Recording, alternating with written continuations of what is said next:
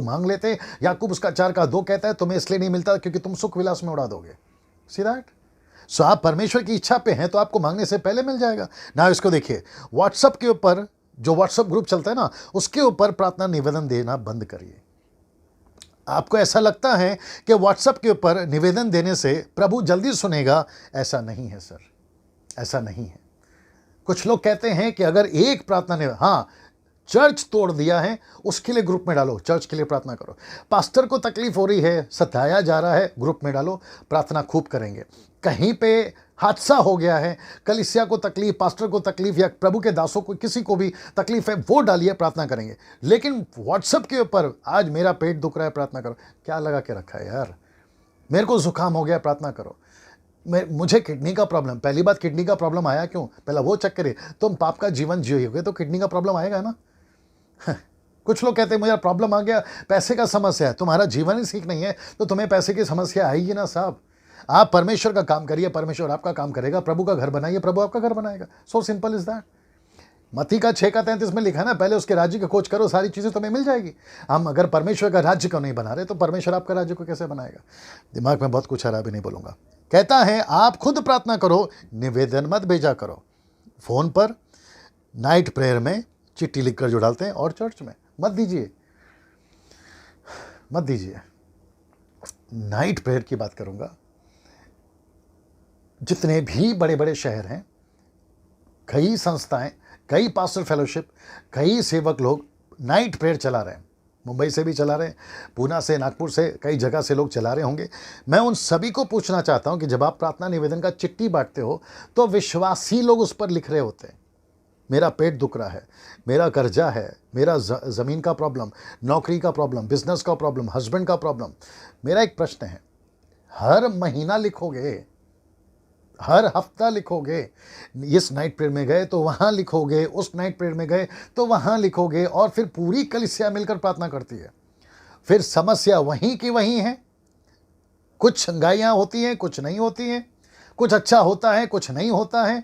फिर आपको लगता है कि पास्टर सही नहीं है, या नाइट प्रेयर में पावर नहीं है, या यहाँ परमेश्वर काम नहीं करता है, मैं वहाँ जाऊँगा, मैं वहाँ जाऊँगा। तुम दर दर की ठोकरें खाते रहते हो, लेकिन कभी खुद प्रार्थना नहीं करते, कभी खुद प्रभु के पास नहीं बैठते, और अपना जीवन नहीं जांचते कि तुम्हारे जीवन में ही पाप है। तो फिर बाकी कलीसिया प्रार्थना कर भी क्या लेगी? जब ऊपर बैठा परमेश्वर ही बोल रहा है, मैं तेरी नहीं सुनूंगा, मैं तेरी सहायता नहीं करूंगा। अभी पढ़वाया ना, उनके लिए प्रार्थना मत कर। तो फिर जितने सेवक प्रार्थना करते हैं नाइट प्रेयर में, फोन पे, चर्चेस में, मैं उनसे भी बात करना चाहता हूं, सर आप ये दिमाग में लेकर आइए कि जब प्रभु उसकी ओर नहीं है तो फिर आप उसके साथ में होकर क्या कर लोगे? कुछ लोग कहते हैं कि डैनियल भाई आपको नहीं पता है कि हमारे नाइट प्रेयर में एक से गवाहियां आती हैं। हम फोन पे प्रार्थना करें, कैंसर चला गया, गांठ निकल गया, ऑपरेशन कैंसिल हो गया, प्रेज गॉड फॉर दैट। बड़े ध्यान से सुनना भी एग्जाम्पल। मेरा बेटा अंकल के घर पे जाके खाना मांगे, मेरा बेटा मेरे घर पे खाना मांगे, खाना उसको दोनों जगह पे मिलेगा। बहुत ध्यान से सुनना, मैं रिपीट करता हूँ। मेरा बेटा अंकल के घर पे खाना मांगे, वहाँ पे भी मिलेगा, मेरे घर पे खाना मांगे, वहाँ पे भी मिलेगा। अब बेटे का दिमाग चल रहा है, बेटा क्या बोलता है मालूम है? यार अंकल के घर पे भी खाना मिल रहा है, बाप के घर पे भी खाना मिल रहा है, तो इसका मतलब है बाप हो या अंकल हो, खाने से मतलब है।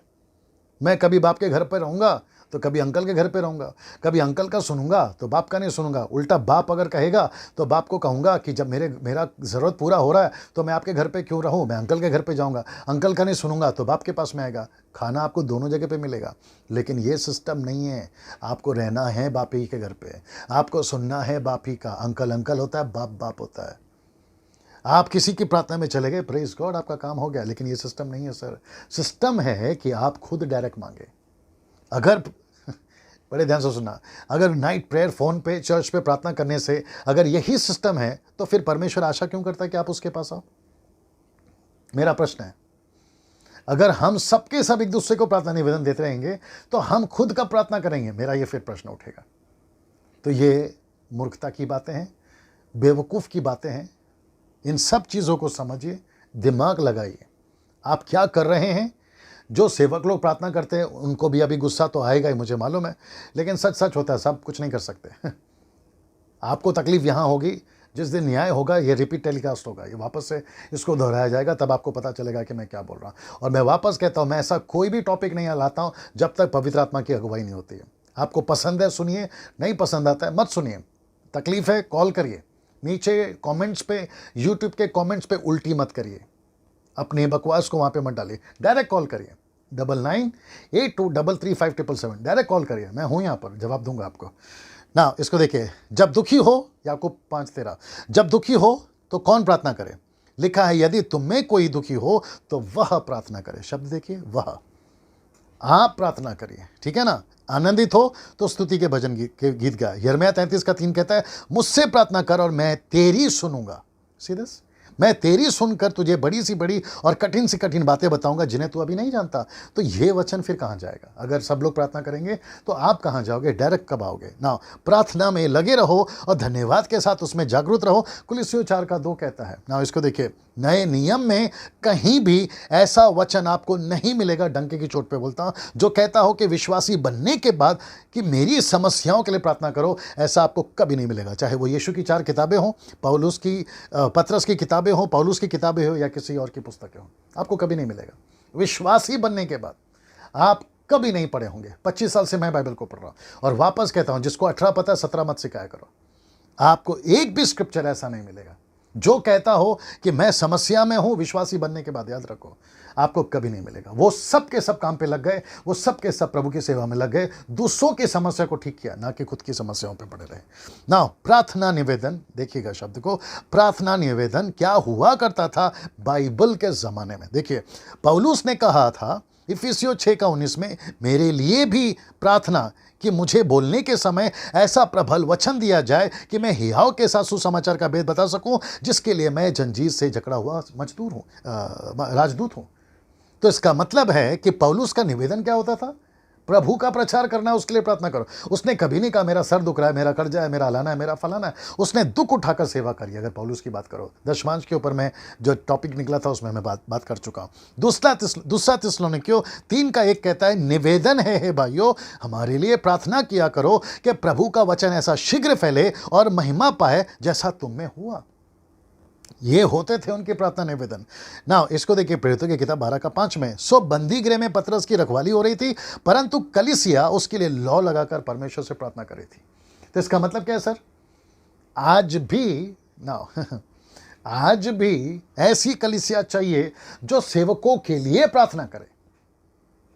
अगर सेवक सेवा कर रहा है तो ऐसी कलीसिया खड़ी हो जो सेवकों के लिए प्रार्थना करे।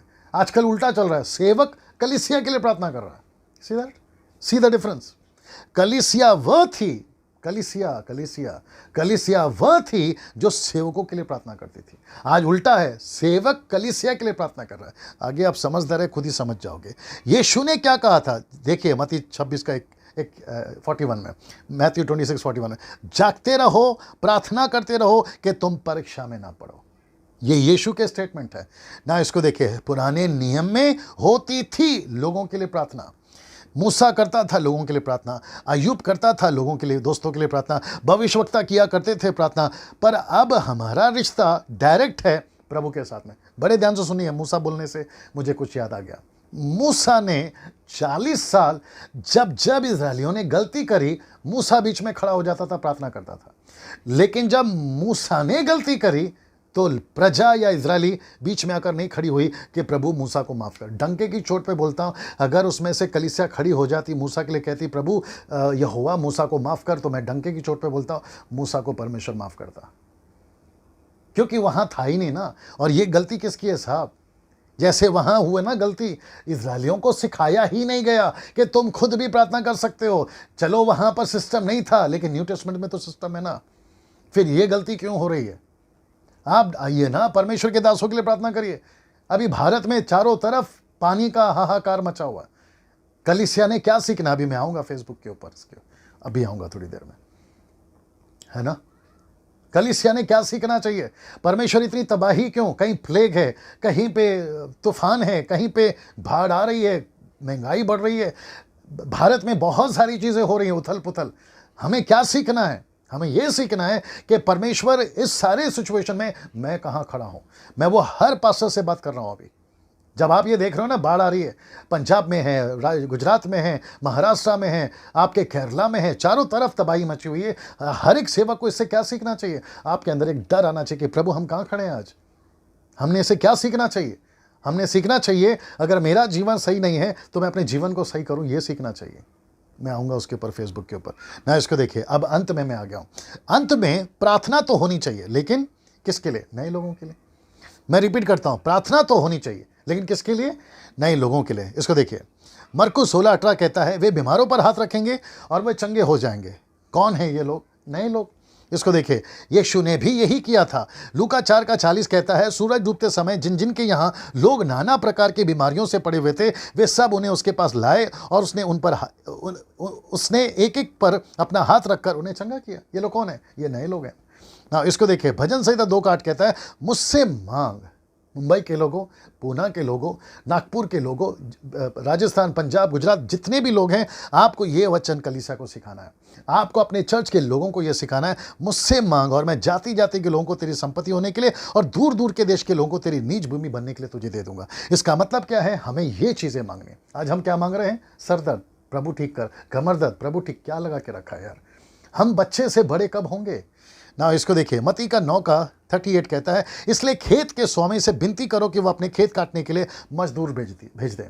फेसबुक पे ये जो साउथ अफ्रीकन प्रीचर्स आकर है ना, पास्टर्स या जो भी हैं, अपने आप को बुलाते हैं, वो जो आते हैं ना, मैंने कभी नहीं देखा कि मत्ती 9:38 पे प्रार्थना किया हो। मैंने नहीं देखा। अगर मैं से चूक हुई है तो अलग बात है, लेकिन 90% मैंने जब भी देखा है तो पैसों के लिए प्रार्थना कर रहे हैं। आपके पर्स में पैसे आ जाएगा, आपका फ़ोन बैटरी चार्ज हो जाएगा, आपके अकाउंट में पैसे आ जाएंगे। किसको उल्लू बना रहे हो यार? हाँ, आपकी शादी हो जाएगी, आपका वीज़ा आ जाएगा, आपका बिजनेस चलने लगेगा, अलाना फलाना, आपका डेट ऑफ बर्थ। मुझे नहीं समझ में आता है, परमेश्वर को हमने इतना सस्ता बना दिया है कि आपका बैटरी चार्ज कर रहा है मोबाइल का। आपके पॉकेट में पैसे आ रहे हैं, 200 हजार के पैसे आ रहे हैं आपके पॉकेट में। कहाँ से आ रहे हैं? रिजर्व बैंक वाले को पता चलेगा, तुम्हारी को जेल हो जाएगी। अभी बीच में बेंगलोर में एक प्रभु का बड़ा दास है, नाम नहीं बताऊंगा नहीं तो कुछ लोगों को तकलीफ हो जाएगी। मैं तो सोचता था कि बड़ा अच्छा काम कर रहा, लेकिन उसकी मूर्खता सामने नजर आई यूट्यूब के ऊपर। उसी के चर्च में कोई निगरू को बुलाकर कहता है, मेरे पर्स में पैसे आ गए जब प्रभु के दास ने प्रार्थना किया, मेरा पानी जो है ना वो मीठा हो गया। और आदमी एक ही है, मीठा पानी हो गया पीने वाला वो आदमी, पर्स में पैसे आ गए वही आदमी। कोई बॉलीवुड एक्टर का हस्बैंड है वो, पता नहीं क्या चक्कर है उसका। मुझे नहीं समझ में आता ये सब क्या चल रहा है। और यह आखिरी स्लाइड था। मैं चाहता हूं कि मैं इसको रख रहा हूं और मैं यहां पे समाप्त कर रहा हूं। मेरी आपसे सिर्फ और सिर्फ इतनी विनती है, आपको खुद प्रार्थना करना है। विश्वासियों, आपको खुद प्रभु के पास में आना है। किसी सेवक को कॉल मत करिए, मुझे भी कभी कॉल नहीं करना प्रार्थना निवेदन के लिए। मुझसे ये कॉल कर सकते हो पूछने के लिए कि पास्टर डैनियल आप अपनी समस्या बताइए, हम प्रार्थना करेंगे। जैसे कलीसिया प्रार्थना करी थी पतरस के लिए, वैसी कलीसिया शायद तैयार हो जाएगी ना। भारत प्रभु के राज्य में आने से कोई नहीं रोक सकता, भारत को प्रभु के राज्य में आने से कोई नहीं रोक सकता। ये चीज़ें हमें समझनी, यहाँ पे हमें सुधार करना है। जितनी महिलाएं घर पर बैठी रहती हैं, जो फ़ोन लगाती रहती हैं, पास्टर जी प्रार्थना करो, पास्टर जी प्रार्थना करो, बंद कर दीजिए आज के बाद। आपने जिस को अपना पार्टनर बना के रखा है ना, प्रेयर पार्टनर, ये पार्टनर, वो पार्टनर, और आप पैसे भेजते हैं, फॉर्म भरा हुआ है बच्चों के नाम पे, वो सब रद्द करा दीजिए, सबको ब्लॉक कर दीजिए। आप खुद बैठिए प्रभु के पास में, खुद प्रार्थना करिए, परमेश्वर आपको प्रार्थना को उत्तर देगा। आशा करता हूँ कि आप